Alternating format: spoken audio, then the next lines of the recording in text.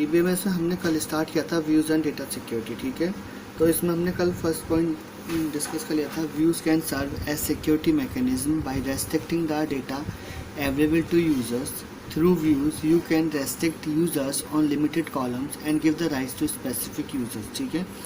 तो व्यूज़ से क्या कर सकते हैं, हम सर्व कर सकते हैं एज अ सिक्योरिटी मैकेनिज्म, किसी भी रेस्ट्रिक्ट कर सकते हैं डेटा अवेलेबिलिटी किसी भी यूज़र के लिए, या फिर हम किसी लिमिटेड यूज़र्स के लिए लिमिटेड कॉलम में ही एक्सेस दे सकते हैं, ठीक है। इसके बाद का अब हम आगे करते हैं, आज एग्जाम्पल के थ्रू कवर करेंगे। तो example,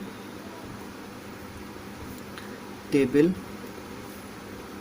EMP contains employee salaries which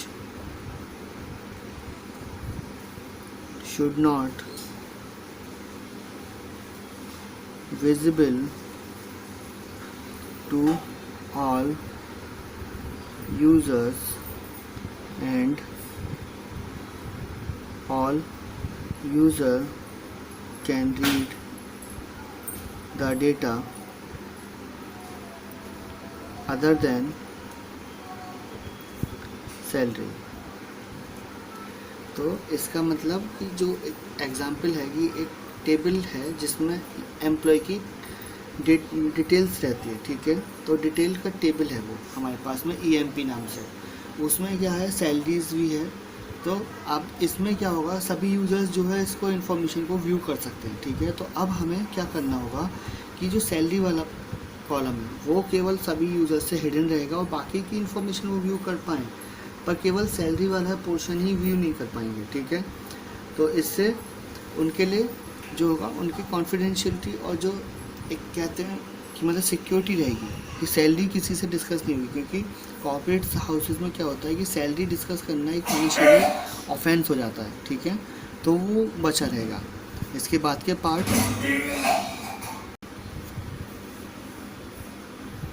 EMP ID name address designation salary, ठीक है। तो ये क्या है, टेबल के कॉलम्स हैं, ठीक है।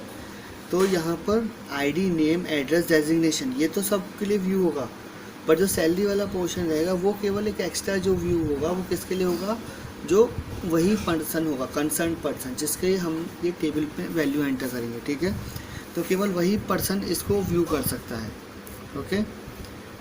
फिर create view EMP underscore basic underscore info as select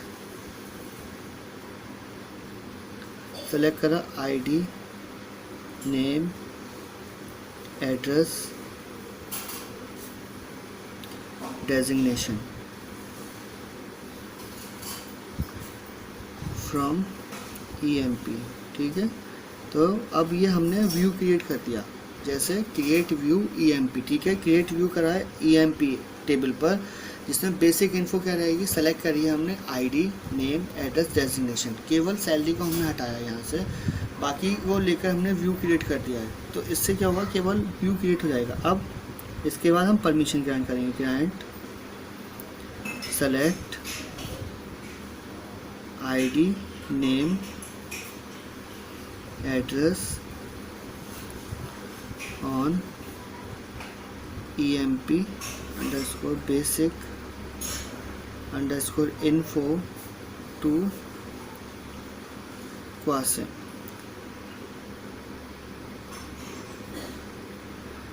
तो ये कासिम हो गया, ठीक है। तो सेलेक्ट हमने ग्रांट दिया इसमें ID नेम एड्रेस किस पे, एम्प्लॉय बेसिक पर, ठीक है। एम्प्लॉय बेसिक जो टेबल था उस पर हमने इसको कासिम को, ठीक है। फिर grant select ID name address designation, ये सब किस पे दिया है, on EMP basic info to Haider, तो ये हैदर को दिया है हमने केवल, ठीक है। तो ये केवल हमने व्यू की राइट्स परमिशन दी है जो कि ग्रांट के लिए कासिम को और हैदर को। ये क्या देख सकते हैं, केवल आईडी नेम एड्रेस किसी का भी, और हैदर को हमने दिया है आईडी नेम एड्रेस डेजिग्नेशन, ठीक है। तो ये व्यू कर सकता है इससे। इसके बाद है व्यूज़ एंड डेटा सिक्योरिटी, ठीक है। तो वो कंटिन्यूशन में ही है, जो हम अभी टॉपिक चला था हमारा उसी में ही है कंटिन्यूशन में। तो create view European country as select name continent population has cost from country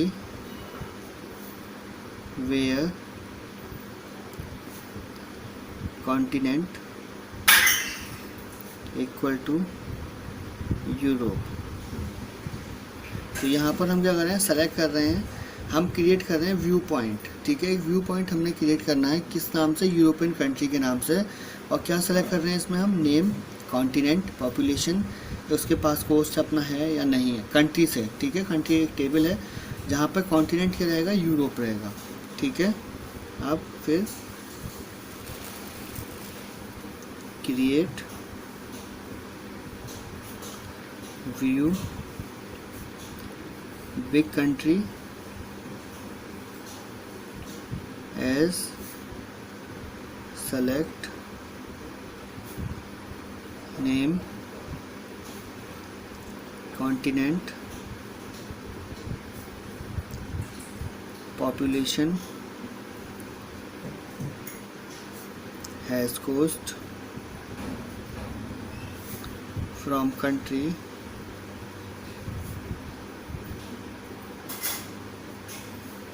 where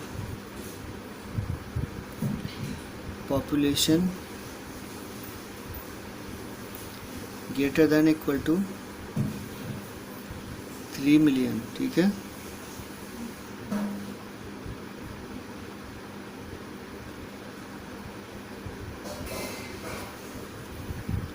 तो ये आ गया, ठीक है। ये अब क्या है, बिग कंट्री के लिए है, ये हमने एक क्रिएट कर रहे हैं व्यू पॉइंट, ठीक है। तो इससे क्या होगा कि हम बड़ी कंट्री जो होगी जिसकी पॉपुलेशन 3 मिलियन से ज़्यादा होगी वो इसमें आ जाएगा व्यू पॉइंट में, ठीक है। ये व्यू क्रिएट करना होता है। अब है वर्चुअल प्राइवेट डेटाबेस।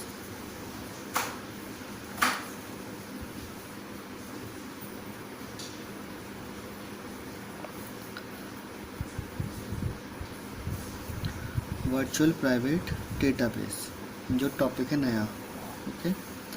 तो वर्चुअल प्राइवेट डेटाबेस और VPD is a feature which enables administrator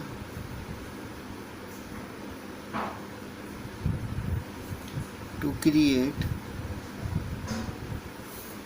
security around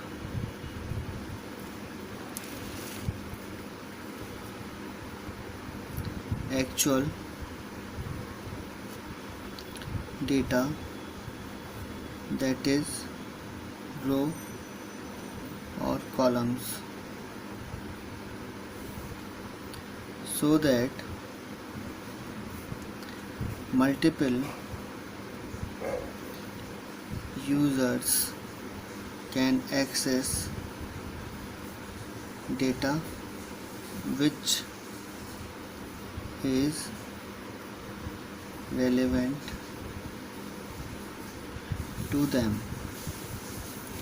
तो वर्चुअल प्राइवेट डेटाबेस क्या होता है, एक फीचर है जो अनेबल करता है एडमिनिस्ट्रेटर्स को कि एक सिक्योरिटी क्रिएट कर पाएँ, ठीक है, किसके, एक्चुअल डेटा के। तो ये सिक्योरिटी फीचर ऐड कर सकते हैं हमारे एक्चुअल डेटा के, जैसे कि रोज़ और कॉलम। तो उसमें क्या होगा, मल्टीपल यूज़र्स जो हैं, जो भी मल्टीपल यूज़र्स हैं हमारे डेटाबेस के, वो केवल वही डेटा एक्सेस कर सकते हैं जो उनके लिए रेलेवेंट होगा, और बाकी कोई डेटाबेस वो एक्सेस नहीं कर सकते, ठीक है। तो इसके लिए हम कैसा सेट करते हैं, इसके स्टेप्स होते हैं, ठीक है। स्टेप्स फॉर VPD, ठीक है। फर्स्ट है create an application context,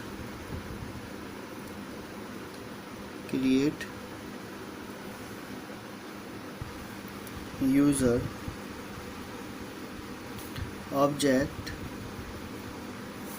and permission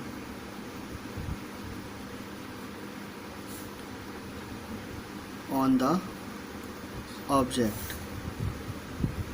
तो हम यहाँ पे क्या करेंगे, स्टेप्स हैं ये VPD क्रिएट करने के लिए, वर्चुअल प्राइवेट डेटाबेस को। तो हम क्या करेंगे, एप्लीकेशन कॉन्टेक्स्ट को हम क्रिएट करना है। तो हम क्या करेंगे, पहले यूज़र्स क्रिएट करेंगे, ऑब्जेक्ट्स और परमिशंस जो ऑब्जेक्ट पे होंगी, ठीक है। फिर सेकंड है क्रिएट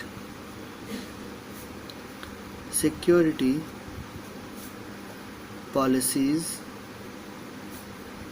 फंक्शंस। तो हम सिक्योरिटी पॉलिसीज़ फंक्शंस को भी क्रिएट करेंगे, ठीक है।